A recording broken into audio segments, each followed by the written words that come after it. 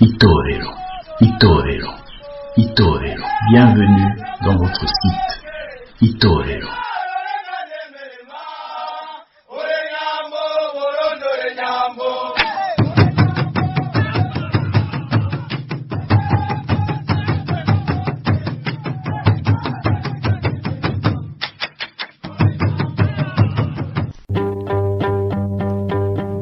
Ikiganiro Nzimurura mugitegurirwa kandi mugishikirizwa n'urunani rw'abarundi batahuye. Intumbero yacu niyo kurabira hamwe ko Burundi bwonagurwa dushimikiye cane kuri kahise ku Burundi. Ariko imbere yuko tuduga kwijambo reka mbanze ndabashikirize aka gakuru. Habaye umuryango wari kuratera imbere cane wari warataye ubuzima bwo ngaha mw'isi uko bumeze n'ukuntu babaho nezere mu misi yo kubaho kwawo. Abavyeyi b'uwo muryango ko ari babiri nkunda amabwire na ntikazi rumwe bari barateguye imigambi myiza yo kubateza imbere ikabageza ku mbona kazoza bari baripfuje kugerako mbere bagaseka kazoza keza k'abana babo. Bakora ijoro n'umurango bitanga batiziganya bakarangwa n'ubuntu ubushinga ntahe n'ubupfasoni batangura gutera imbere bukebuke.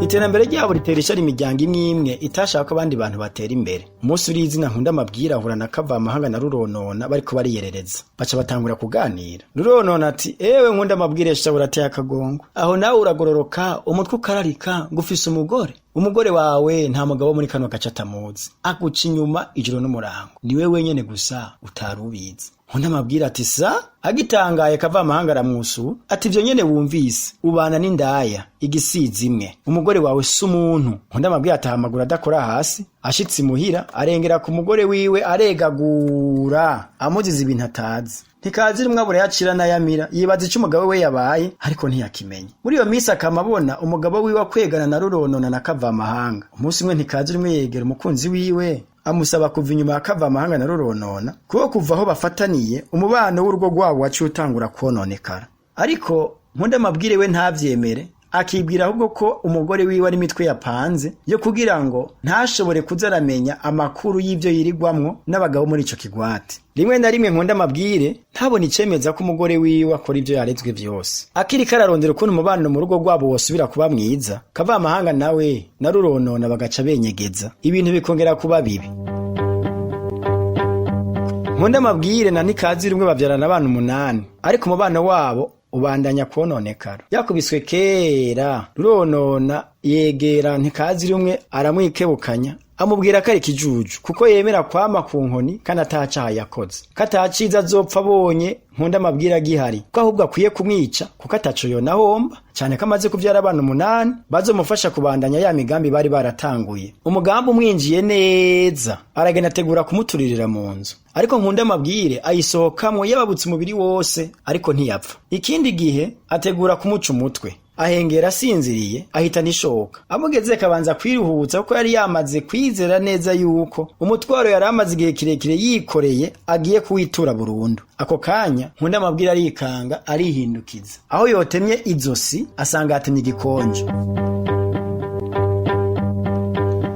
Ukutuvukana mu bana kubakura vyutse umwana umwe aja ku ruhande rwa nyina mugihe uwundi yagiye ku ruhande rwa se. Imigenderanire yari isanzwe ihuha iradogera. Abana 6 basigaye ntibagira uruhande na rimwe begamirako. Ntikazi rimwe atangura kugurisha ubutunzi bw'umuryango nkunda amabwire nawe agaca ku ruhande ubutunzi umugore atazi agacisha ku wepfo. Abana bari baguye abahashashe ni bamwe bari bafise aho begamiye. Uwari ku ruhande rwa nyina yafatwa neza nayo kugira ngo aze yame ahabwa ivyo yipfuza vyose yategerezwa kwanka se nige bibonekera abantu bose akagendera mwandagaza hose kari mubi yacinyije nyina kataco yabamariye n'ibindi. Uri ku ruhande rwa se nawe akabigenza uko nyene akamavuga ko nyina ari umwicanyi yashatse kwica se inshuro nyinshi karindaya bityo se nawe akamufata neza akanamukunda. Ntikazi rumwe yubaka inzu yiwe ku ruhande mwitongo ayibanamwe na wa mwana bavyumva kumwe. Nkunda amabwire nawe yari afise iyindi nzu hirya y'itongo rikuru ayibanamwe n'uwa wundi amushigikiye. Bamwe badafise aho begamiye inzara irabakubita sawa kugeza naho inzu bari basigaye babamwo itangura kubabomokerako batangura gutungwa no guhabwa indaro n'ababanyi. Batanguye gupanga imitwe y'icoko kugira ngo bave muri ubwo buzima bugoye baca bicamwe ibice bitatu. Igice kimwe kiti ayo tugowe ntayagwa reka twifatanye na mawe turabe ko tuba turamaze kabiri. Uwundi nawe ati jewe nigiriye kwa dawe niwe yarayinganijwe. Abasigaye nabo bati yaba mawe canke dawe nta mwiza arimwo. None tubigenze gutega yemwe. Umwe muri bati ikiza suko twamenya ico dawe na mawe bapfuye cateje izinjyane zose hanyuma tukabahuza. Baba batemeye gusubiza hamwe naho twebwe ntituzopfa ivyo bapfuye. Abo tuvukana bamwe ntimubona ko bamaze gutangura gupfa ivyo dawe na mawe bapfuye kandi batamenye n'imvo n'imvano yavyo. Kuri wewe uwo muryango nuwuwe. Uwo muryango si uwundi n'Uburundi. Ikikumenyesha ko umwana yakuze kandi kaciye ubwenge nukubaza ngo kubera iki ibi bimeze gutya. Nokora iki kugira ngo ndabivemwo canke nokora iki kugira ngo ndavyirinde. Kavamahanga na ruronona nibo nzanyiye amazima. Ubu woba watahuye. Mbega Kavamahanga ninde?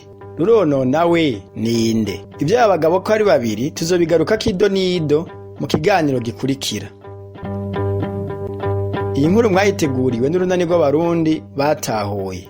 Mugire umunsi mwiza.